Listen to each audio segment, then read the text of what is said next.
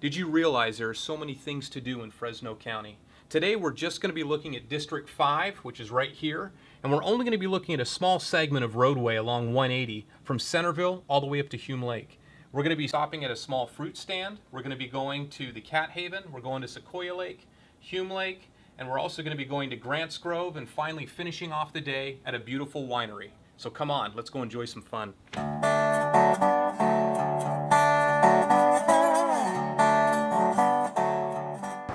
Mike, tell me a little bit about your fruit stand here. I have been enjoying just all the peaches and nectarines that we have right behind us, and all of them are grown at your farm. Tell us about it. Yes, sir. Well, we opened this fruit stand, the Centerville Fruit Station, in 2010. When you come here, it's not just a matter of buying the fruit. We try to educate people about our fruit and what we go through to make it tree ripe.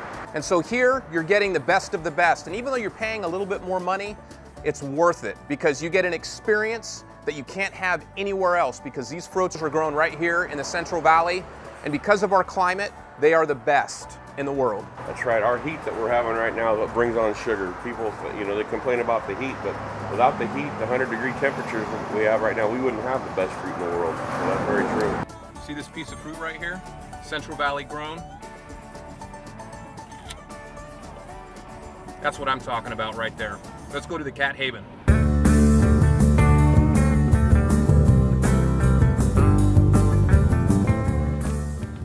Well, we're out here at the Cat Haven. The Cat Haven was founded in 1993. Dale Anderson purchased about 100 acres out here.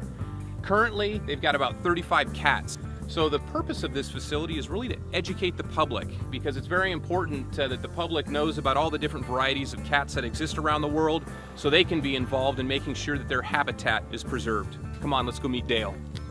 I came here one time and one of the lions chose to get, I don't know if I'd call it aggressive, but he definitely was showing that he was more dominant than me. Just his growl. Can I have your toy? Can I have your toy? Made me lose my man card. So hopefully that lion won't be here today looking at me, because I just earned that man card back. So Dale, talk to me a little bit about how you got so excited about cats, because you were a pilot, I believe, prior to getting involved here at the Cat Haven. But this was always the dream. Since I was a kid, I always wanted to do something with it. I actually wanted to have a pet mountain lion is what I wanted to have. But I always wanted to do something with cats, and I didn't know what that was until I actually started working in a facility and seeing nobody was really doing very much to help cats in the wild. So the focus changed, and we built the Cat Haven to try to save cats in the wild. So we just finished here at the Cat Haven. We only got to see a handful of cats, and again, there are 35 animals just like this one out here at the Cat Haven. I would encourage you to come on out, check out the incredible Cat Haven, and enjoy God's creations.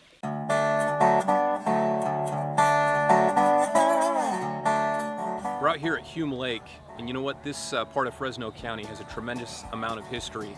Back in 1905, there was not a lake here. The lake didn't appear until 1908 after the dam was built.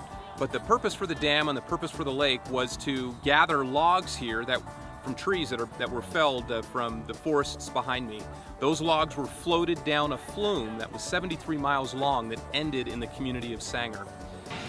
So at Hume Lake at the Snack Shack, they have a signature burger. Looks delicious. That's a good burger right there, folks.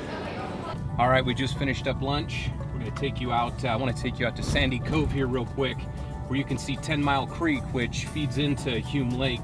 But also there's some incredible scenery out there to be had. So if you don't wanna come to Hume Lake, which Hume Lake is a great place, lots of people, everything's close together, but if you want something where you're kind of apart from people, you can come out to Sandy Cove and just meditate and enjoy your surroundings. We just arrived here at the General Grant tree location, where there's a number of tree stands behind me, redwoods that are incredible.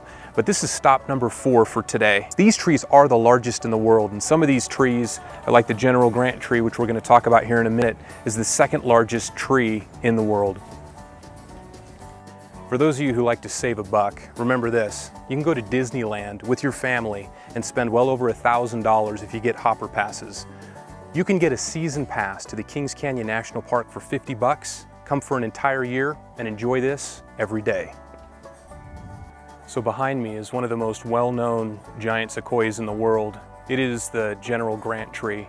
This tree was dedicated to Ulysses S. Grant in 1867, but the history of this tree does not stop there. In 1926, President Coolidge dedicated this tree as the nation's Christmas tree.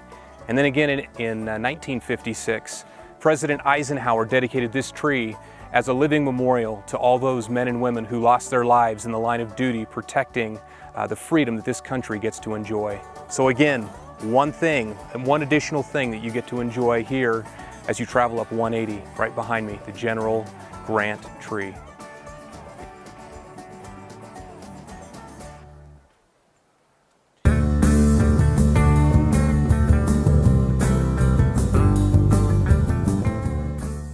We're here at Sequoia Lake. This is our 5th stop today. Sequoia Lake is beautiful, it's open, it's available to kids, it's available to families. This is a great place, you should come. The scenery is just as beautiful as Hume Lake.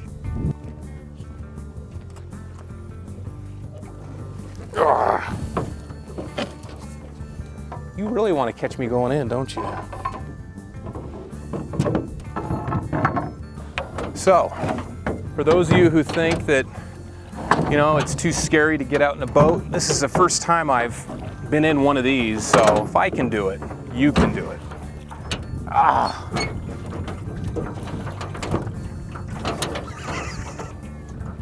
The lake is perfect. Not like bathwater, it's probably 70 degrees. So if you wanted to come out and swim, you could cool off.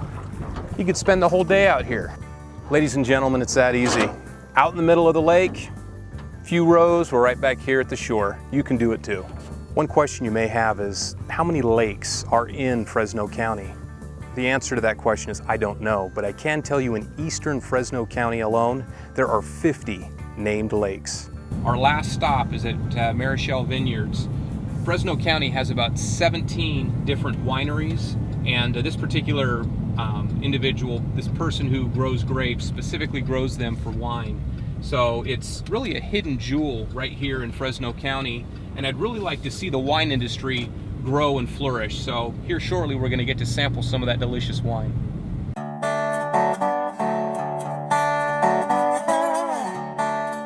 A lot of people don't know that the Central Valley is like the backbone of the wine industry. Most of the grapes are grown in the Central Valley. One of the interesting things is when we were in Paso Robles, we actually expanded our marketing opportunity for our grapes because I was taking my grapes from here to Paso Robles. People are looking at my grapes going, wow, those are fantastic. How can I buy those? So we actually started selling more grapes on the Central Coast to wineries that because they experienced my product over there. So what is it about Fresno County that where we're able to create grapes that are superior? What is it about the soil, the sun, the water? What is it? I think it's having the right variety in the right place and the right care. I think you put that combination together, and with our climate and everything, that we can make certain varieties as well or better than anywhere else. I love it. I love it. This guy knows too.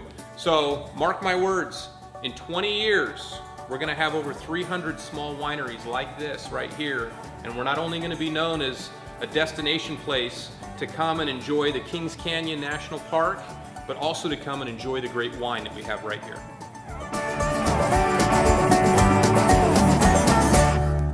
So we just finished up at Marichal Vineyards. We went to 6 different locations today, and as I shared with you this morning, we only traveled about 40 miles right here. If there are areas in Fresno County that you enjoy, please share your stories with me.